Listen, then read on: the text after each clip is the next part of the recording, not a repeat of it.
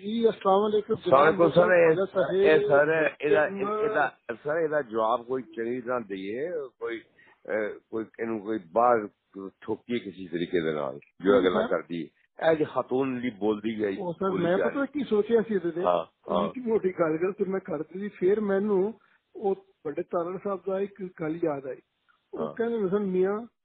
ਕੁੱਤਿਆਂ ਦੇ ਭੌਂਕੇ ਢੱਡੂ ਹਾਂ ਤੇ ਵੀ ਖਲੋਤੇ ਨੇ ਇਹ ਵੀ ਗੱਲ ਠੀਕ ਹੈ ਤੁਸੀਂ ਠੀਕ ਹੈ ਜੋ ਮੈਂ ਇੱਕ ਜਵਾਬ ਤੁਸੀਂ ਅੱਛਾ ਜਗ੍ਹਾ ਦੇਤਾ ਹੈ ਇਹ ਰਵਾਇਤ ਤੇ ਦੂਸਰਾ ਮੇਰੀ ਜਿਹੜੀ ਹੈ ਨਾ ਮੇਰੇ ਚ ਅਲਹਮਦੁਲਿल्लाह ਹਾਲੀ ਵੀ ਸ਼ੁਕਰ ਹੈ ਉਹ ਕਰੇ ਜਗ੍ਹਾ ਕਿ ਮੈਂ ਬੇਅਰ ਕਰ ਸਕਣਾ ਤੇ ਮੈਂ ਕੋਈ ਕੰਫਿਊਜ਼ ਜਾਂ ਜਾ ਕੇ ਡਿਪਰੈਸ ਨਹੀਂ ਹੋਣਾ ਹਾਂ ਤੇ ਜਦੋਂ ਲੋੜ ਪੈਗੀ ਤੁਹਾਨੂੰ ਅਸੀਂ ਕਹਿ ਦਾਂਗੇ ਖਾਇਦ ਦਾ ਕੁਝ ਧਮਾਕਾ ਕਰ ਦਿਓ ਤੁਸੀਂ ਕਰ ਦੇਣਾ ਮੈਨੂੰ ਪਤਾ ਤੁਸੀਂ ਮੈਨੂੰ ਦੱਸ ਦੇਣਾ ਬਸ ਮੈਂ ਜੋ ਕਹੋਗੇ ਉਸ ਤਰ੍ਹਾਂ ਹੋ ਜਾਏਗਾ ਹਾਜ਼ਰ ਹਾਜ਼ਰ ਹਾਜ਼ਰ ਐਨੀ ਹਾਜ਼ਰ टाइम यू लाइक हाजिर खान साहब ओके हाजिर और मेरे भतीजे ठीक ठाक ने बिल्कुल जी अल्लाह का फजल चलो बिस्मिल्लाह ने कहना कि नान शक्रान जरूर से मोस्ट वेलकम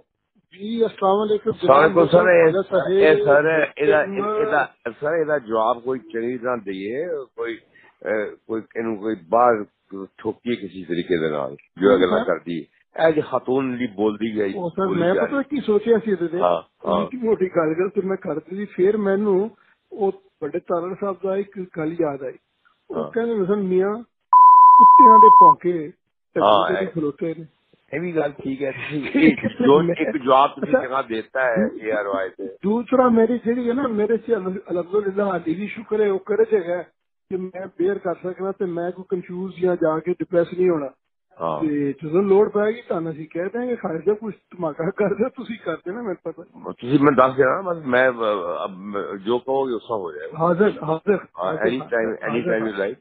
हाजिर खान साहब हाजिर ओके और मेरे भतीजे ठीक ठाक ने बिल्कुल जी अल्लाह का फजल चलो बिस्मिल्लाह ने कहना कि नान शक्रान जरूर से मोस्ट वेलकम